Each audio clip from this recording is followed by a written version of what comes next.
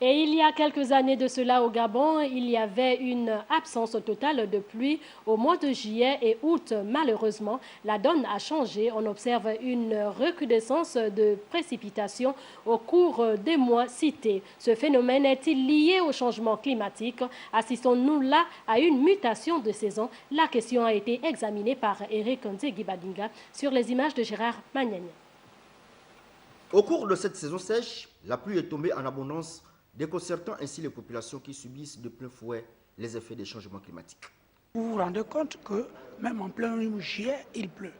Et nous subissons tous le fait que la pluie tombe au moment où on ne s'attend plus. Le phénomène de changement climatique est vécu par les peuples autochtones plus que par les autres communautés.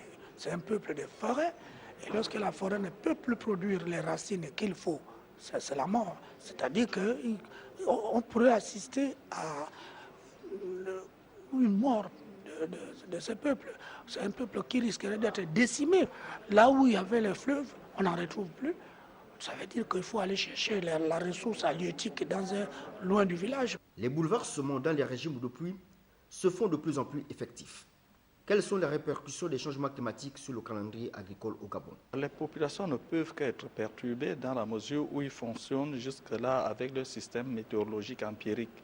Ils se disent généralement à partir de fin juin, il n'y a plus de pluie, donc je peux défricher et j'attends fin août pour brûler et commencer le semis. On parle beaucoup de modifications effectivement du climat, mais qui sont issues de phénomènes peut-être ponctuels. Il ne faut peut-être pas s'alarmer de phénomènes ponctuels.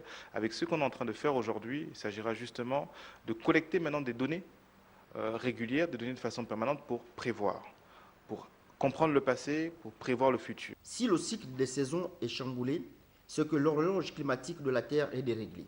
Certains pensent recourir aux forces transcendantales. Nous vivons aujourd'hui au niveau du Gabon d'une agriculture pas vraiment moderne, mais on fait avec. Mais au moins, ils se maintiennent par les pratiques qu'on faisait avant, c'est-à-dire faire en sorte qu'il pleuve au moment où on ne s'attend pas, faire en sorte que la pluie cesse quand il pleut beaucoup. Donc c'est pour cela que je travaille le plus souvent aussi avec Nonganga. Quand on leur dit attention, il pleut beaucoup, est-ce que vous pouvez faire quelque chose pour bloquer? Et ils bloquent. Attention, il ne pleut plus, mais on a besoin de gens pour faire tomber la pluie et ils la font tomber. Lorsqu'on parle de changement climatique, ce n'est pas une chimère, c'est une réalité. Donc nous aurons des règlements des saisons avec le temps. Mais toujours est-il que si nous enregistrons des pluies au cours de cette saison sèche, ça ne veut pas dire nécessairement que c'est l'effet des changements climatiques en tant que tel.